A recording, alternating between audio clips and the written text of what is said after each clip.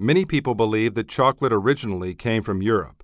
However, chocolate, called the food of the gods, was first made in the Americas. The first chocolate was very different from contemporary chocolate. Wild chocolate trees can grow easily in the humid Amazon rainforest. Clusters of flowers growing on these trees turn to seeds. About 20 to 60 cacao beans can be found each seed. Cacao beans are the ingredient needed to create sweet, soothing, and delicious chocolate treats. The Mayan and Aztec cultures both thought that chocolate trees were brought from paradise by gods. The Mayans and Aztecs used the beans from this divine tree to create a special beverage with a very pleasant odor. Surprisingly, the Aztecs believed that it was toxic to women and children. In the 1500s, the Spanish explorer Cortés met the Aztecs. Cortés became quite interested in the plantations where the Aztecs cultivated chocolate trees. When he returned to Europe, he took cacao beans with him. He introduced the people of Spain to the Aztecs' chocolate beverage. Over the next 100 years or so, kings, queens, and members of the upper class enjoyed drinking chocolate. They enjoyed it even more once they learned to add sugar to the beverage. Soon, chocolate had spread all across Europe. New machines allowed chocolate makers to perfect their products and produce them at a very rapid rate. Preparing the beans in special ways brought out the aroma of chocolate. The beans were combined with condensed milk to give the chocolate a smooth texture. Today, contemporary chocolates with subtle flavors fill the shelves of chocolate shops. The different types of chocolate available today vary widely. True chocolate lovers can tell which is best, though.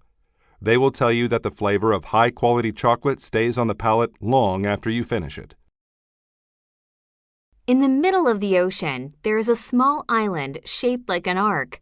Here, monkeys play on the beach and in the trees. But how did the monkeys get there? Once, an English admiral was exploring Africa when he found hundreds of monkeys. The admiral had a mean character. He thought, I could sell these monkeys and become very rich. I'm going to take them to England. So, the admiral set traps to catch the monkeys. He put stakes in the ground, tied string around them, and made loops in the string. When the monkeys ran through the forest, their feet got caught in the loops, and they couldn't escape. Then, the admiral put the monkeys in cages on his ship and sailed away. The cages were small and uncomfortable. There was no soft hay and straw for the monkeys to sleep on. Instead, the monkeys slept on branches with sharp thorns that cut into their flesh. For dinner, he gave them tiny pieces of sour grapefruit to eat. The monkeys grew hungry and weak. One day, the admiral hired a new steward. He was a kind man with a good conscience. He was horrified to see the thin monkeys in the cages. So one night, he let them out. The monkeys ran and played all over the ship. They attacked the admiral and the steward and ate their food. They completely wrecked the ship. One monkey ran into a kerosene lamp, and it fell over. The ship caught fire and began to sink. The whole crew was lost except for the monkeys. After the accident, the monkeys jumped onto a raft. They floated away from the fiery blaze of the ship. In the morning, they saw a little island in the distance. The monkeys used a piece of wood as a paddle, and they went toward it. They found the island shaped like an arc. They felt so happy to find a new home, and they still live there today. The Young Man and the Old Man. A proud young man was looking for a new pastime. He heard about people hiking in the national parks and decided to try it for himself. As he started his stroll, an old man walked up to him. "Don't go this way," the old man said. "Beware, the paths are not clear. It's easy to get lost." But the young man disagreed with the old man and bragged that he had a perfect understanding of the park.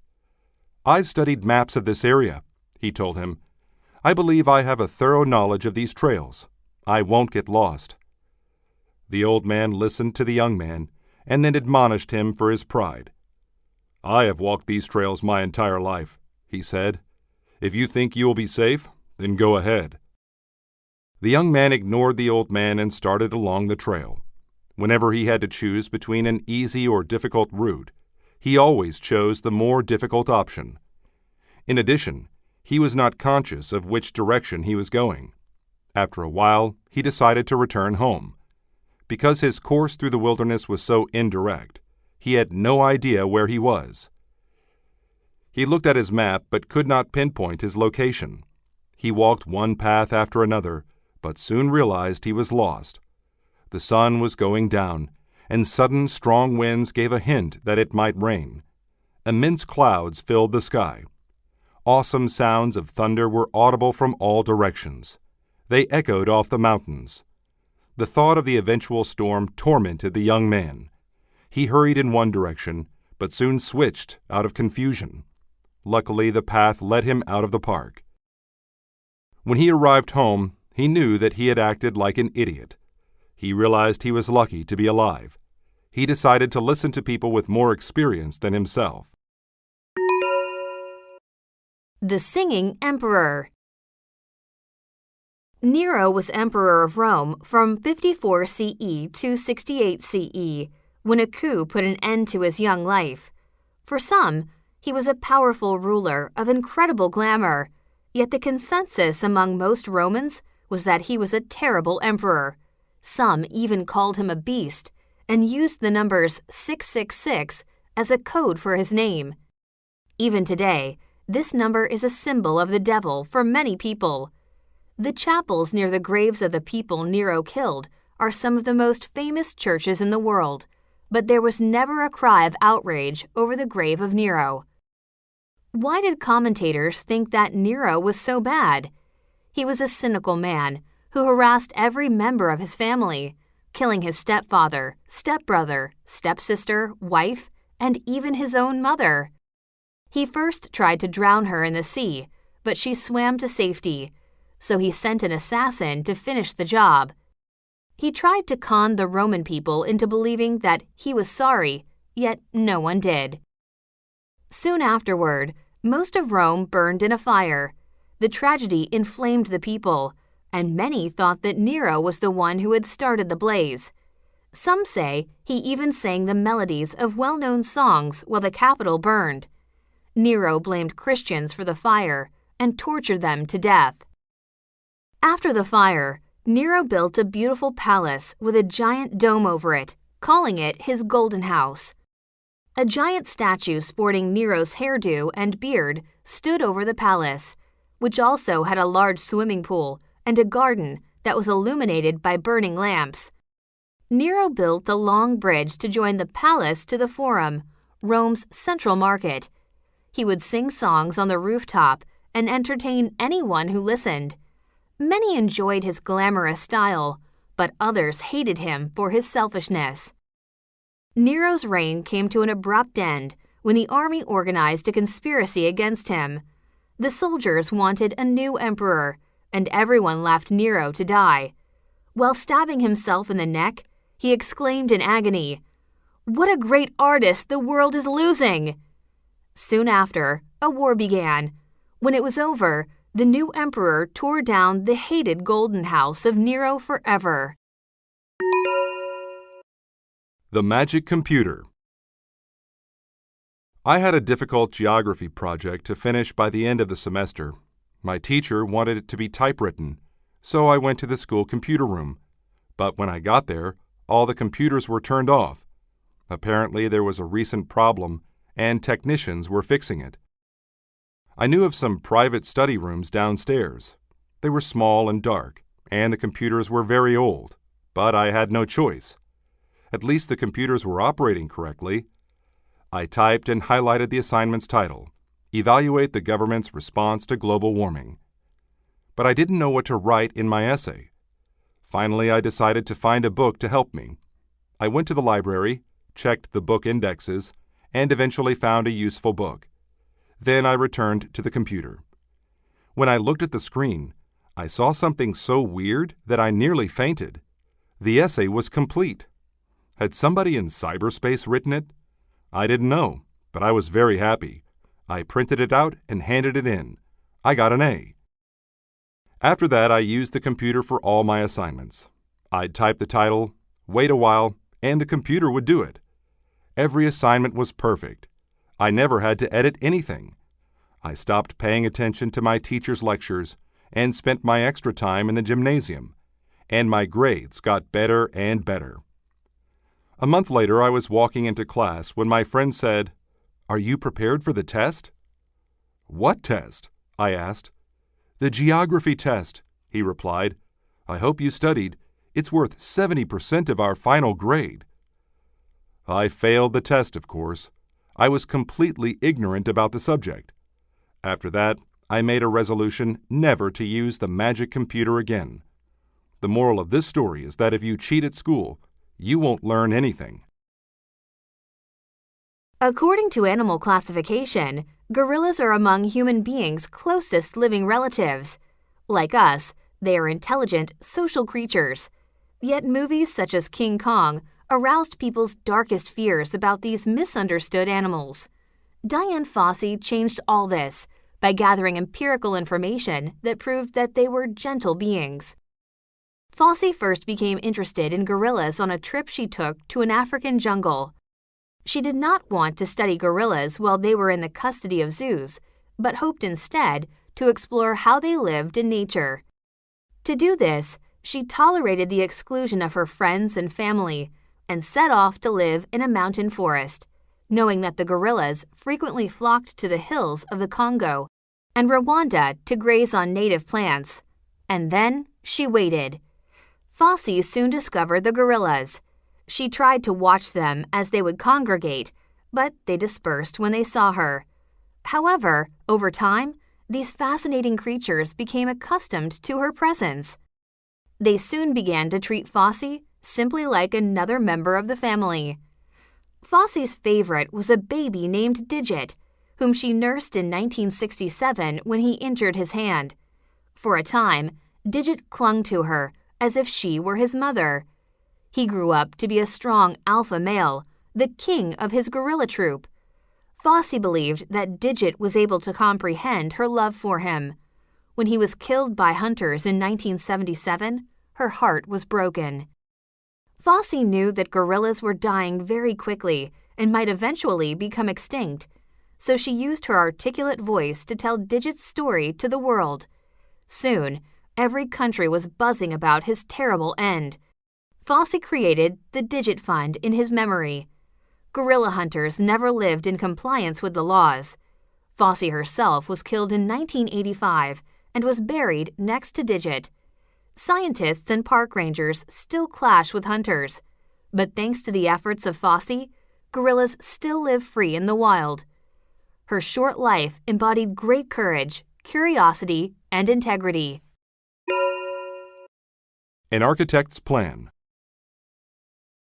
An architect wanted to build a new office building. He selected some land that seemed perfect. He planned to cut down the trees to make room for the building. But there was a problem. A big problem. The land was actually the habitat of several types of birds. Some nature lovers were very upset with the architect. First, they held a rally and told others about the issue. Then they decided to take legal action because the architect didn't respect the animals' rights. To resolve the problem, they asked a judge to intervene.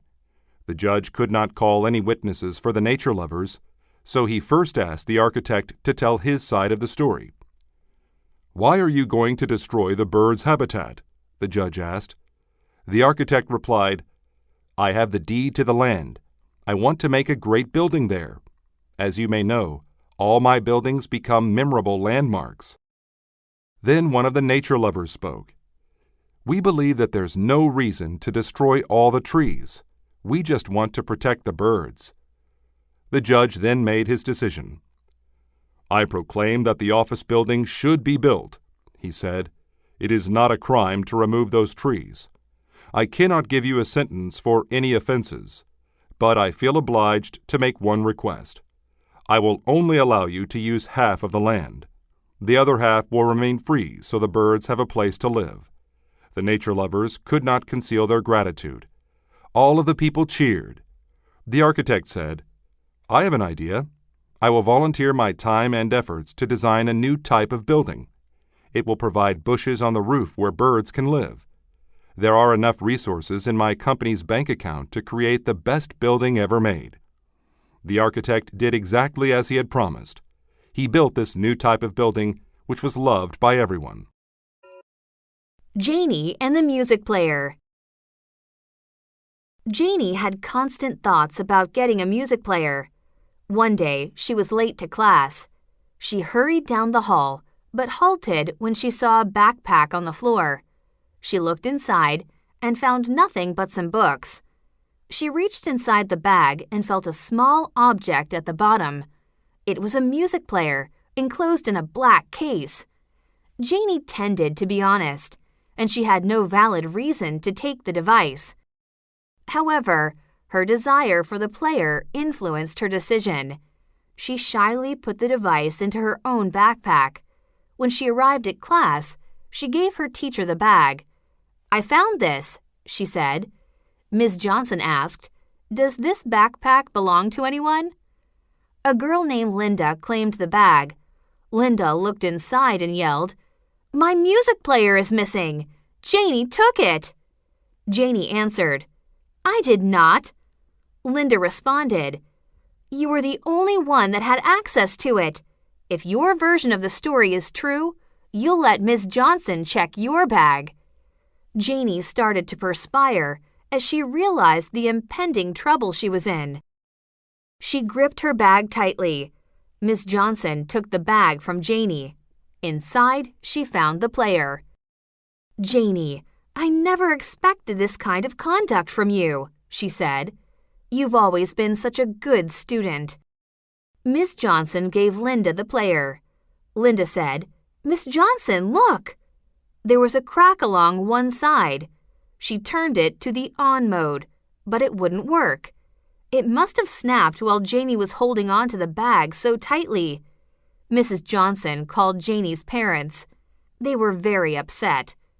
"Stealing is illegal. You have no respect for the law whatsoever," they said. "We bought you a music player, but we're giving it to Linda.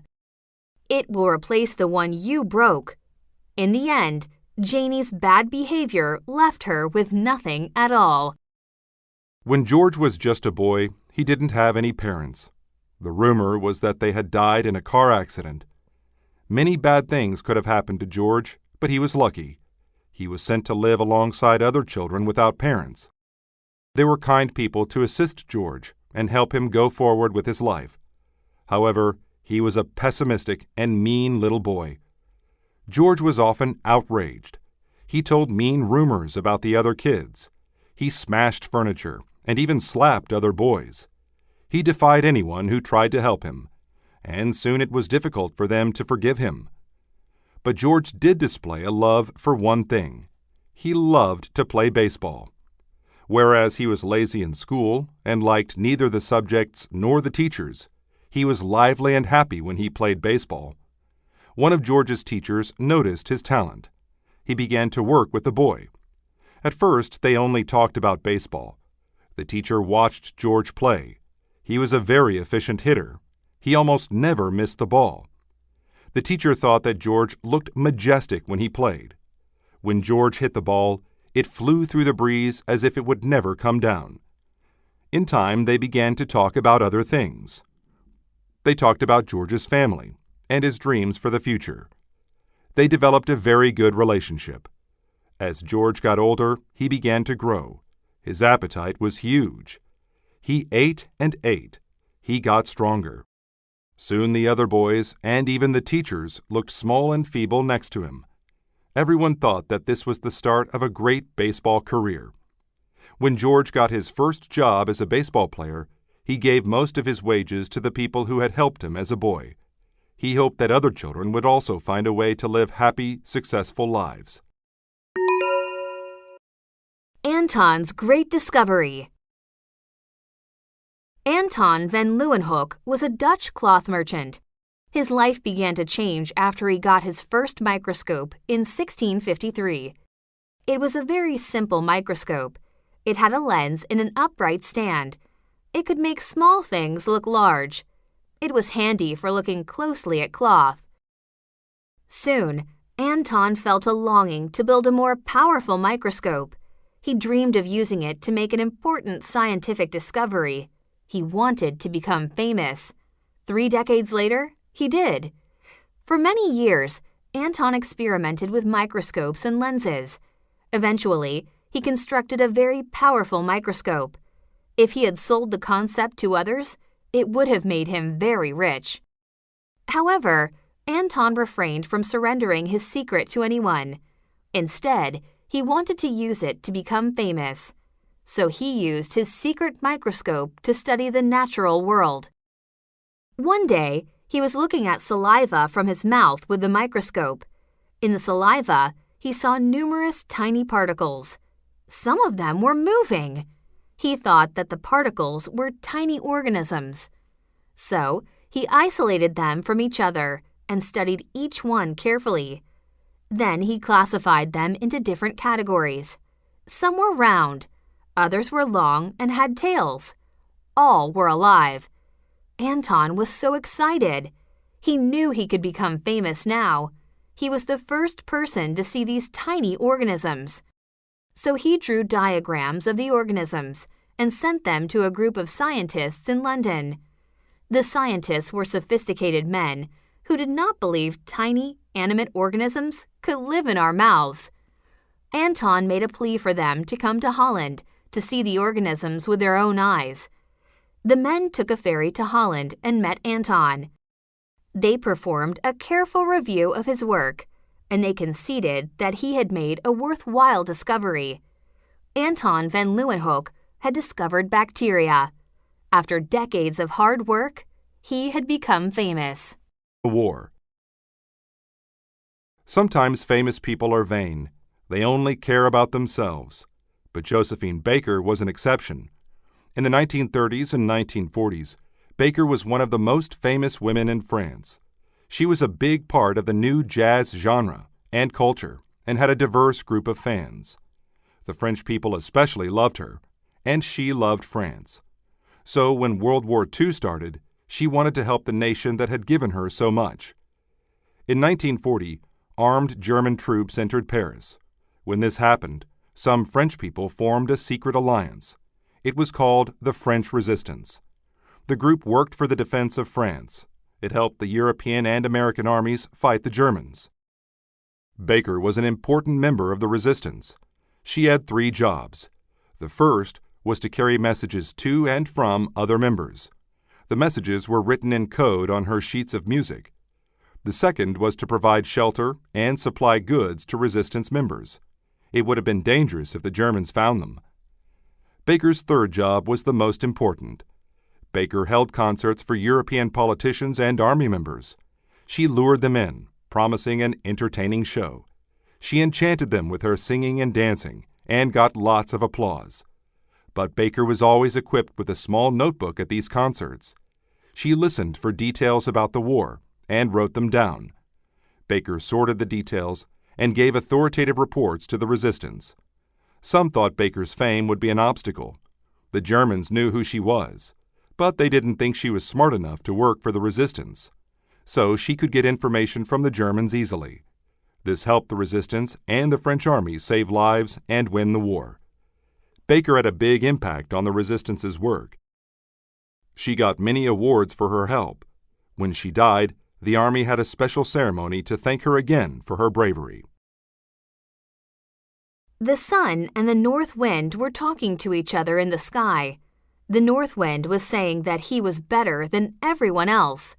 The sun listened as the north wind talked with enthusiasm about how powerful he was and how he could push something from one continent to another with one breath. He said, "I am the strongest thing in the sky." "Really?" asked the sun. "How do you know that you are more powerful than the stars or the rain or even me?" The north wind laughed with disrespect. He yelled, "You? That's a joke!" This hurt the sun. He was usually timid and did not want to cause conflict. Today, he decided that he should teach the North Wind a lesson. In the meantime, a man began walking along an avenue down on Earth. When the sun looked down on the terrain below, he saw the man. He pointed down to the earth and said, "Do you see that man walking below? I bet I can get his jacket off of him. Can you?" "Of course," the North Wind replied as he took a deep breath and filled his lungs with air. He used all of the muscles in his face and belly to blow winds at his target in succession. The harsh air currents made the man cold. The man pulled his jacket more tightly around him. It did not come off. The sun decided to rescue the man from the mischief of the North Wind. He said, "May I try?" Then he sent down sunlight that made the man warm.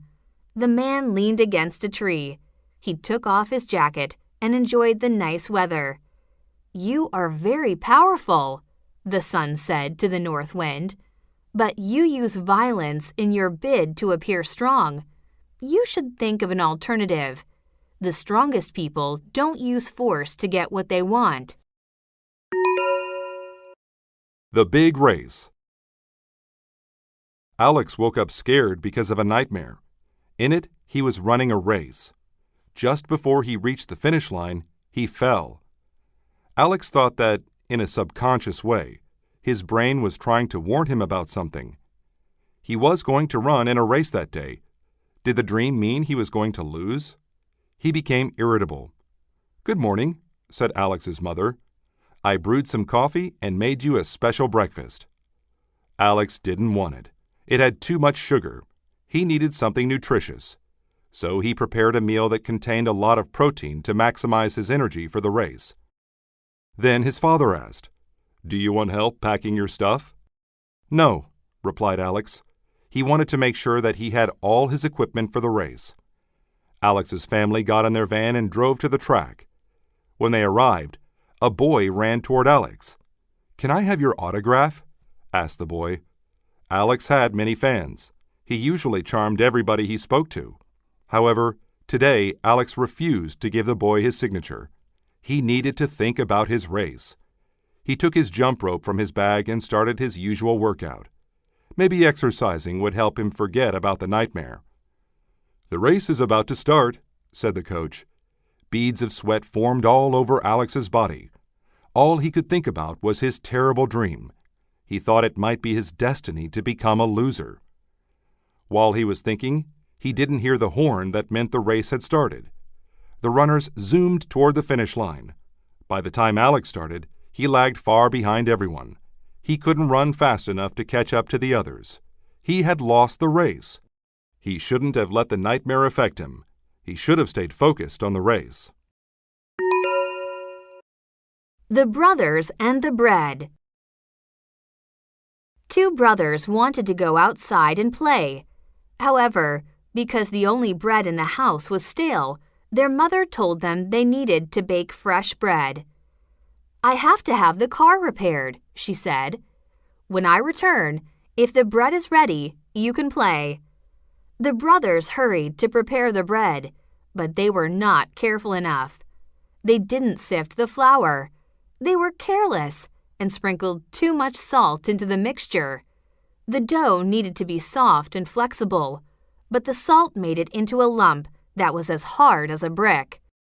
The younger brother uttered a sigh. "Now we have to start again," he said. "No, we don't," the older brother replied. "I'll fix it. I just need to make the dough flat again and add water to it." He decided to hit the ball of dough with his fist to make it flat. But he hit it so hard that it flew right off of the table and knocked over a glass, which shattered. The dough then crashed into the kitchen window's shutters and crumbled. Luckily, the brothers were not injured, but they had made a huge mess. A slight mistake now had become a major problem. The brothers had ruined the kitchen. Just then, their mother returned. She saw the mess and became flushed with anger. "Now you can't play," she said. "Instead, You have to clean the kitchen. I want this kitchen to be so clean that it sparkles." The brothers cleaned the floor and expressed their sorrow to their mother. Soon they were reconciled, but there was no bread, and it was too late to play. They realized that trying to do something quickly often makes more work. Laika the Space Dog. One of the world's most beloved space travelers was also the furriest. Laika was a little dog living on the streets of Moscow, Russia. She matured on the streets because no one would give her a home. She had learned how to live without eating much. She found ways to keep warm in a very cold climate. Scientists thought a tough dog like Laika would do well in a project they were putting together. In a prior launch, Russia had put the first man-made object into space. Now, scientists wanted to see if a living thing could go into space. Although many facts about space had been learned, they weren't enough to help send humans into space safely yet. Laika and 2 other dogs were chosen to help scientists with their research. The animals were used in a variety of tests. In the end, though, only Laika would go into space. On November 3, 1957, the Sputnik 2 spaceship was due to leave Earth. Scientists carefully applied wires to Laika's skin to measure her body's reactions once she got into space. Laika also wore a special leash. Without it, she would float around in the spaceship. Soon after, Laika left the planet. Scientists on Earth awaited information from the ship. But in the midst of so much excitement, something very sad happened. Scientists were able to tell that Laika was under a lot of stress. The trip confused and scared her. Laika's entire ship had become as hot as a furnace. Scientists were powerless to help the dog in her misery. After about 5 hours, Laika died. Some have complained that the little dog should never have been used in the mission. Scientists knew that she would not survive the trip. Laika was never buried, but a memorial has been established in Moscow. There are many songs and books about her, too. It seems that Laika became a hero to many people. Gwen's new friends. Gwen walked into the gym for her next class. Coach Peeves said, "Today, we're playing basketball. The custom is to let you choose your own teams. However, we're going to do things differently." The coach assigned each girl to a team. There were 6 girls per team. Gwen glimpsed at her teammates. She didn't know any of them. All of her friends were on the other teams. She couldn't believe her misfortune. "I feel sick. May I go to the nurse?" asked Gwen. The coach could see through Gwen's excuses. It wasn't the first time Gwen tried to leave class. With a stern voice, the coach said, "No." Gwen was vehement. "I don't know any of these girls. Let me play on another team, please," she pleaded. "Gwen, don't be disobedient. I don't want to hear any more negative comments from you." Gwen had no choice. Then a girl smiled at her. "Hi, I'm Stephanie. I was in your English class last year," she said. Gwen remembered her. "For the sake of the team, please try your best. I know you're a good player," said Stephanie. When the game started, Gwen played as best as she could. She took a long shot. The ball sailed through the air and went right through the hoop. "That was awesome," said one of her teammates. Later, Gwen fell with a loud thump. "Are you okay?" asked her teammates. They were worried. She had ripped her pants. She had scraped her knee and had a small bruise. Gwen told her teammates, "My knee is fine, and I can stitch my pants later. Let's keep playing." By the end of the game, Gwen forgot altogether that she hadn't wanted to play, and her team won. The victory bound Gwen's team together. She had made a lot of new friends, and she could foresee that they would be a source of happiness for her for many years. The Black Plague. In the 1300s, a grim disease known as the Black Plague appalled the world. spreading rapidly from city to city like wildfire. People from China to England fell ill. No one was spared, as the disease struck young and old alike without mercy. The incidence of death was terribly high.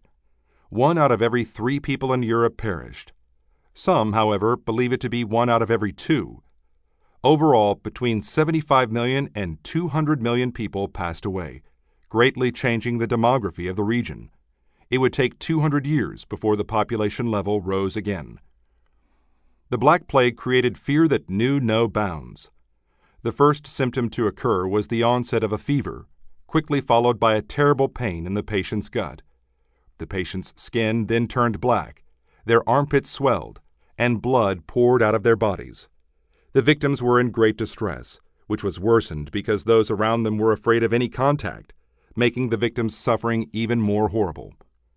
Loved ones would pray for a miracle with every dip in a family member's health, hoping they would escape the need to mourn them. Nothing could stop this terrible illness, and because so many people died, they had to be buried together in giant graves. Without a proper or accurate diagnosis, physicians at the time were unaware of the existence of herbs or other medicines that could cure or help the ailing people.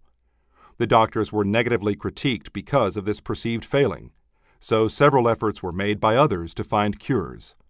Most of these efforts were nonsense. For example, some believed that wearing special helmets shaped like birds would stave off or cure the disease. Other cures were dangerous and cruel. People of different religions were burned alive, as some thought that a religion was somehow responsible for the onset of the plague. The world in the 1300s was a dirty place, in which few people bathed themselves. Germs and bacteria were easily transmitted to others. Rats were everywhere, and fleas living off the rats carried the Black Plague from house to house, defeating the population's most militant efforts to stop it. The school play. Peter was excited. Next week, he was going to audition for the school play. Everybody knew he was a great actor. He was sure he would get the lead role. Later, his friend Robbie asked him, "Have you seen the script for the play?" "Yes, the title is The Lost Glove. It's a comic play," replied Peter. Robbie said, "I want to play the part of the hermit because the hermit gets to talk with an accent." "I want the lead role of the barber. I didn't know you liked acting." "I thought you liked choir better," said Peter. "Acting is also a hobby of mine. Do you want to practice with me? The basement at my house is quiet. It's perfect," Robbie replied. "I don't like practicing with others. It complicates the process for me," said Peter. Actually, Peter didn't want to practice at all. The teacher would surely reserve the lead part for him. A few days later, Robbie came to his house. Robbie said, "Do you want to practice the scene on the staircase? It's the part where the migrant searches for a new job." Peter declined the invitation. "I can't today. I need to do some errands." Then he slammed the door. It was just an excuse. Peter didn't want to help Robbie. On the day of auditions, Peter wore his lucky leather jacket. He always got the best part when he wore it. The teacher told him to begin, but his mind was blank. He couldn't remember the lines. A week later, the teacher put a list of the parts on the wall. Peter read the list, looking for his name. He was shocked by what he saw. He blinked his eyes and looked again. He didn't get the lead part. Robbie did. Peter pondered the situation and came to the idea that Robbie justly received the part. He earned it by practicing. Next time, Peter would practice too. Isaac's family was going on vacation. He was excited about the trip, except for one thing. He had never been on a plane before. He was scared that the plane would have a breakdown. Isaac got onto the plane. He walked down the aisle until he found his seat. He sat down and connected the ends of his seatbelt. After being idle for a few minutes, the pilot announced that they were ready to leave. He looked out the window at the vivid colors of the sky. He began to feel scared. The girl sitting next to him said, "Hi, I'm Rachel. You look nervous, but you don't need to be. Flying is fun." "I'm still a bit nervous," Isaac said, "and I'm getting hungry." "The food service will begin soon. Just lower the tray on the seat in front of you and flip this switch. Then they'll bring your dinner. Last time they served chicken, peas, and a box of raisins," Rachel explained. Then the pilot notified the passengers of bad conditions in the atmosphere. "We're tracking the weather, lightning, clouds, etc. The ride might get a bit rough," he stated. Suddenly, the plane started to shake. Isaac was badly afflicted by his fear. His stomach hurt, and he thought he might vomit. He couldn't believe that he was in such an unfortunate place. Finally, the shaking stopped. Isaac was still scared, but he tried to retain a good attitude. "The first time I flew, the plane shook so bad that cargo started falling. My parents told me to listen to music and read a chapter in my book. It calmed me," Rachel said. Suddenly, the plane shook again. This time, Isaac followed Rachel's advice. He put on headphones and took out a book by his favorite author. The book and the music helped Isaac feel better. After a while, he didn't even notice the bad weather. The unfortunate situation didn't feel so bad after someone helped him. Climbing Kilimanjaro.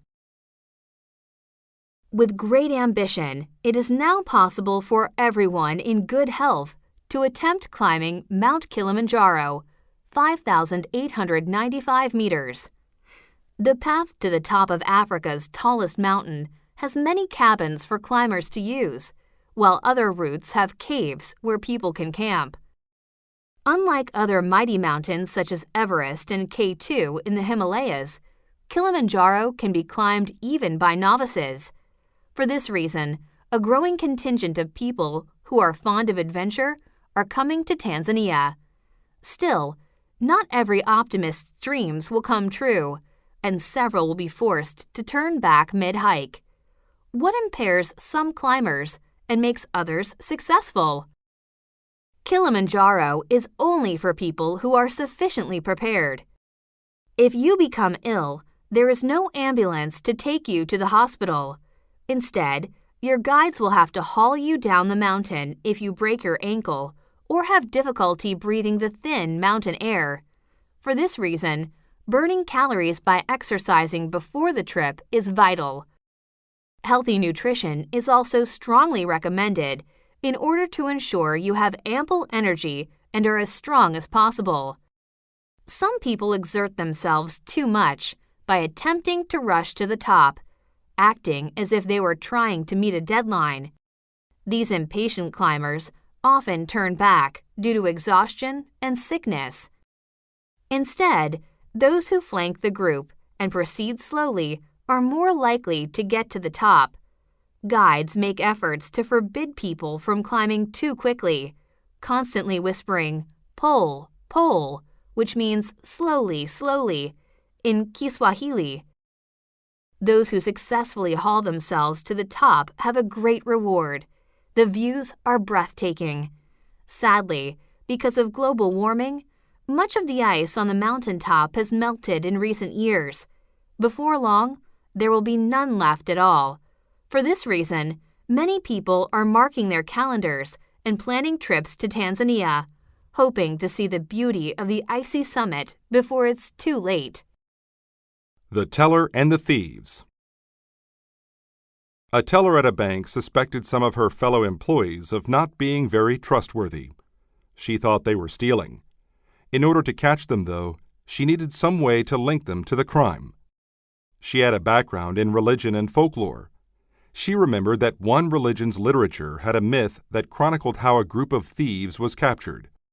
In the millennium-old story, coins of copper were covered with venom taken from a poisonous snake. The coins were left as bait for the robbers. When they touched the coins, the venom infected their bodies through the skin. The venom ran through their veins, and they all became very sick, as if they had a disease. It made their skin purple. the police arrested whoever had purple skin. She knew she couldn't use venom because it might hurt someone. However, she thought of a way to update the old story. She decided to cover a sum of money with a special powder. If people touched the money, the powder would cause their skin to itch. She placed the stack of money in the bank's safe. No one was supposed to take money from the safe. If somebody did, then they had to be stealing. Within a few hours, 3 of her coworkers were scratching their hands and arms. They itched so badly that they couldn't even work. She checked the money, and it was gone. She told her boss what she had done, and he had the thieves arrested. He thanked her and promoted her. Because events from history often repeat, ancient literature had helped the teller solve a crime. She proved that stories from the past still relate to the problems of today, and they can be helpful in solving those problems. The Scribe's Warning. A great and powerful empire needed the wood from its western areas to build palaces and homes for the emperor and his friends. However, the empire had depleted many of its forests. The trees were important to the western area's economy. With no trees to sell, the commerce in that area was reduced.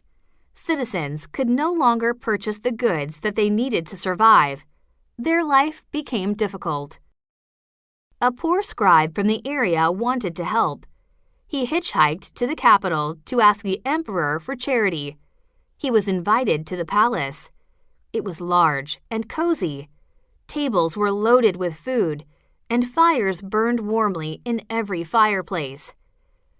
The emperor sat upon his throne, and the scribe stood in front of him. "I've come to ask for help," the scribe said. "We're all very poor and hungry.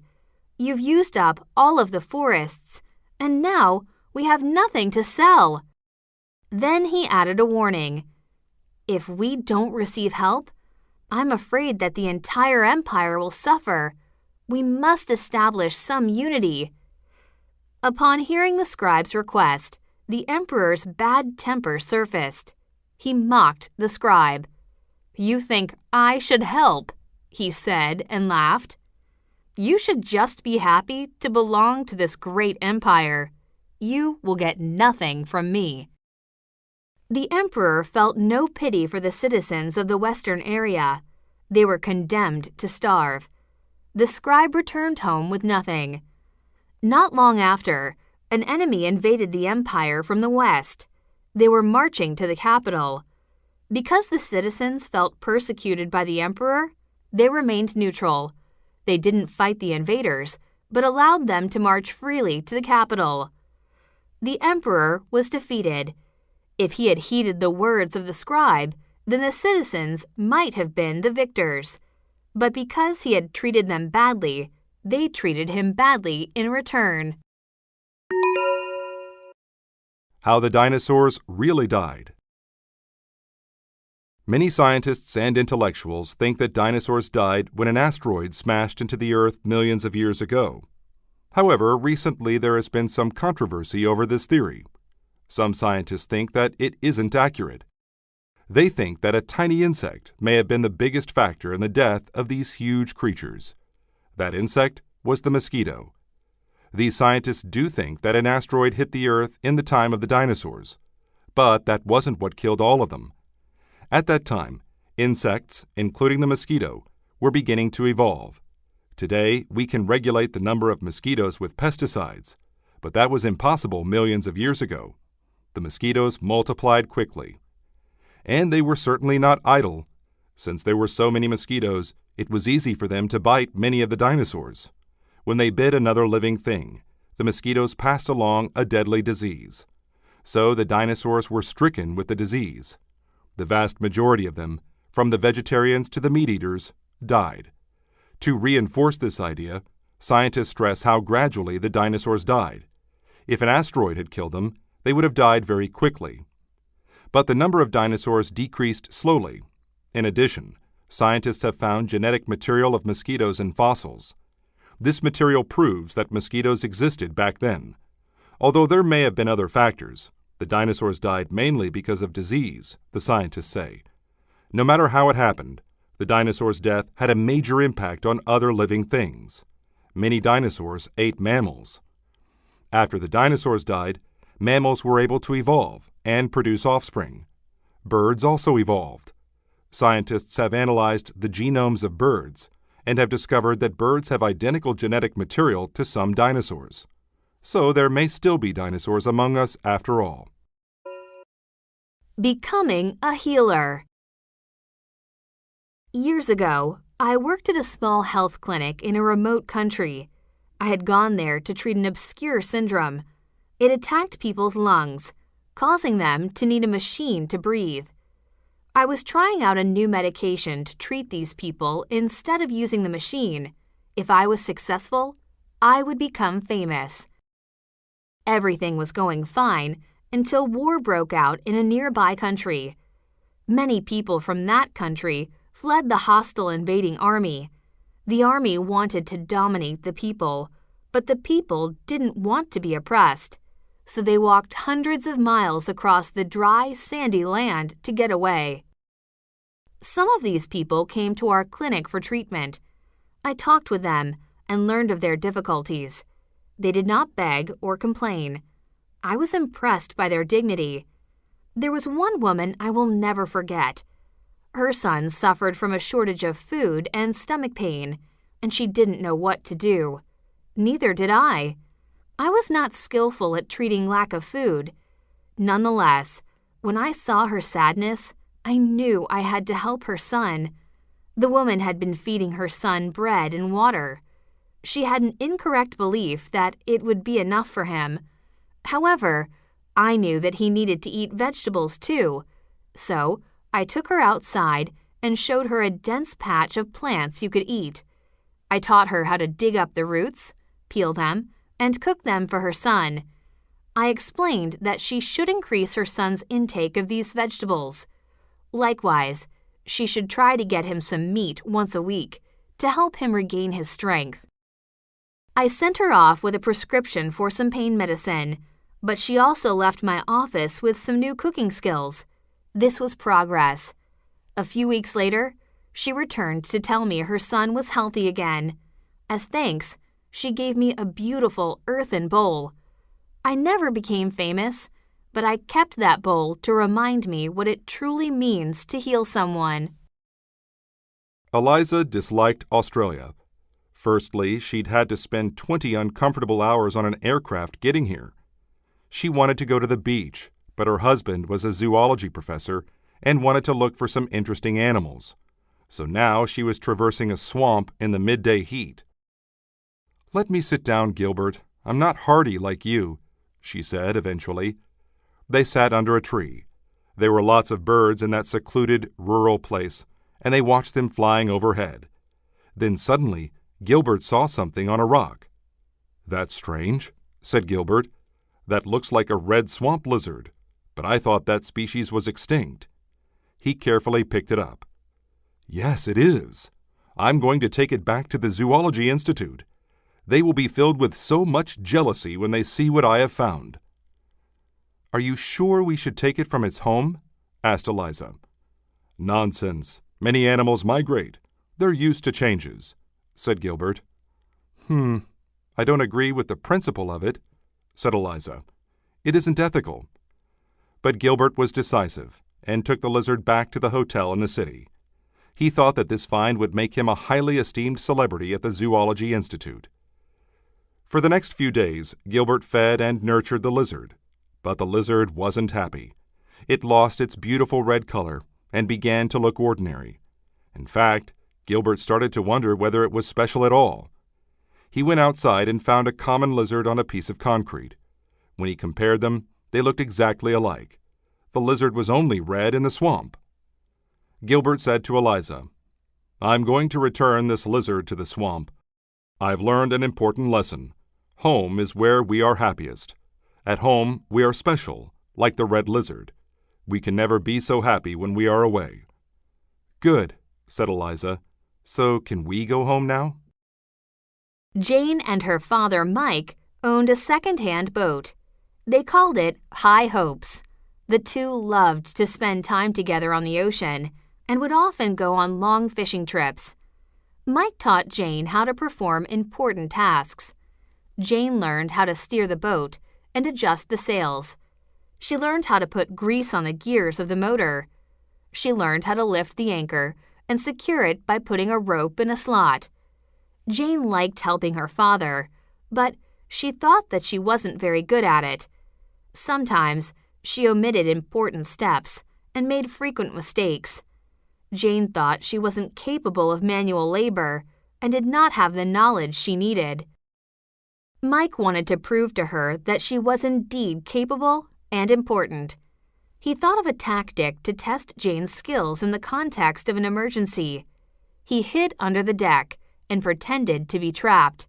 He shouted, "Jane, I can't get out! You have to get back to the dock and find help." Jane began to panic. She thought she might make her usual mistakes, which would cause a disaster. However, she had to listen to her dad and act accordingly. She pulled up the anchor with all of her energy. She remembered to overlap the sails to offset the wind. She steered the boat around the harbor, where the water was shallow. When they got to the shore, Mike came out from under the deck. Jane said, "I thought you were trapped." Mike laughed. He said, "It wasn't a genuine emergency. I distorted the truth to test your abilities. Look at what a great job you did getting the boat home safely. I knew you could do it." To honor his daughter, Mike decided to rename his boat.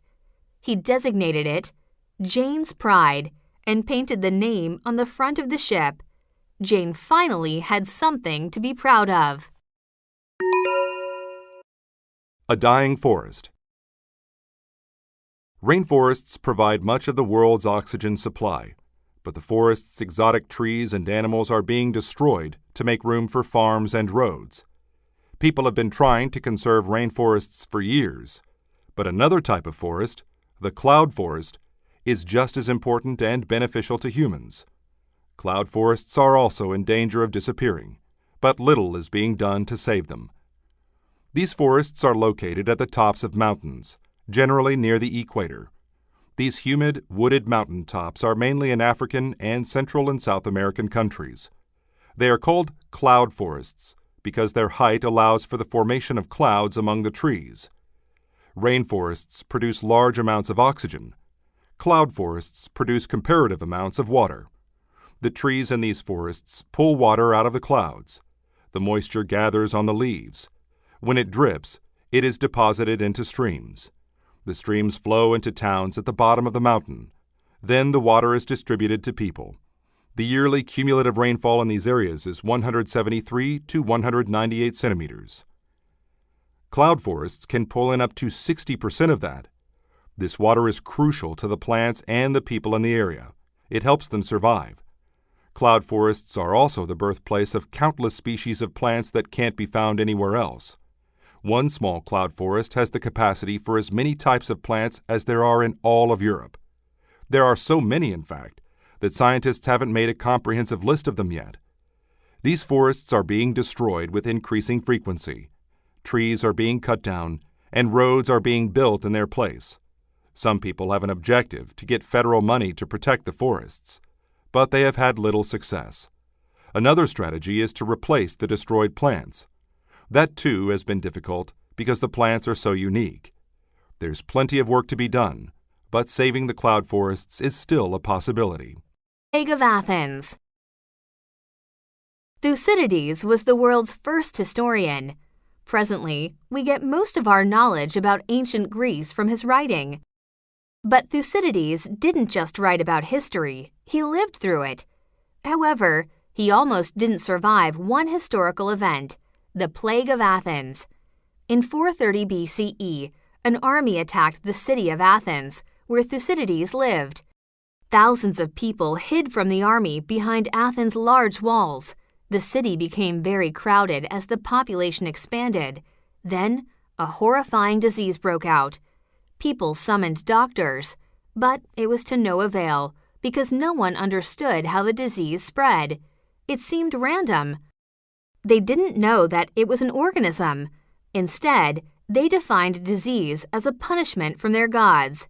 Thucydides was incredulous that the gods caused the plague, but he explained why others believed it. There was an old, long verse which predicted the disease. To paraphrase it, the verse said the gods would send a disease during a war.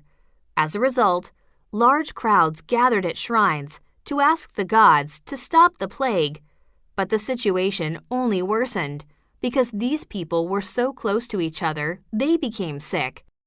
That's how they learned a fundamental lesson about the plague. It spread from person to person. People wanted to leave the crowded city, but they dreaded what the army outside would do to them. At this time, Thucydides got sick too. He quickly scribbled down notes because he thought he would soon die. His writing shows the stark contrast between people's behavior before and during the plague.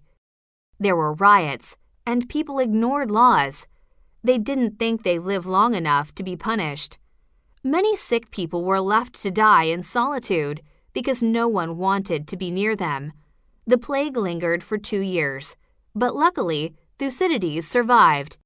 Without his writing, we would know much less about ancient Greece and the plague of Athens. The Solar Car Race. We live in a mobile society, but the cars we drive require too much gas. Plus, they pollute the air. Eventually, the natural resources used to make gas will run out. So, what happens then? Many people think solar-powered automobiles are the answer. To learn more about this type of transportation, teams from universities and corporate organizations gather in Australia every 2 years for a solar car race. The race is called the World Solar Challenge. Candidates for this tournament must design their own cars. The teams keep all their plans confidential. They don't interact with other teams because the race is very competitive. And these cars aren't just enhanced and modified versions of normal cars. They are completely different. The cars only have room for one person and are very simple inside. They don't even have a cushion for the driver to sit on. These cars are shorter and much flatter than normal cars. Most importantly, the outside of the cars incorporates solar panels that lie parallel to each other. These panels are made from materials that take in light from the sun and turn it into electric energy. The cars use this energy to move.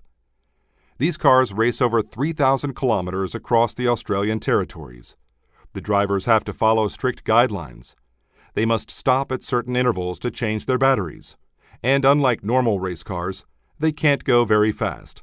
They have to drive at the normal speed limits. Although the drivers want to finish the race quickly, that is not the main goal. The objective is to see how well the cars work under normal driving conditions. Because of the World Solar Challenge, a new era in car making and driving is beginning. People may ridicule the solar cars because they look strange, but this is a phenomenon that isn't going away. Using the technology from the vehicles, car makers will eventually create solar cars for the rest of us. Martin, Paul, and Tom were brothers. They were very different, but they were consistent about 2 things. They couldn't succeed in business, and they never agreed about anything. Martin was a hard-working farmer, growing organic vegetables and raising poultry. But he was disorganized and forgot to pay his bills. Paul owned a textile factory that produced clothes. He was organized, but he was greedy and used too much for his own clothing. His wardrobe was filled with his own products. Tom was once a sergeant in the army. He ran a martial arts school, but his stance on discipline was too strong. He had almost no students. One day, they received a telegraph saying that their father had died. They were heirs to his old farm.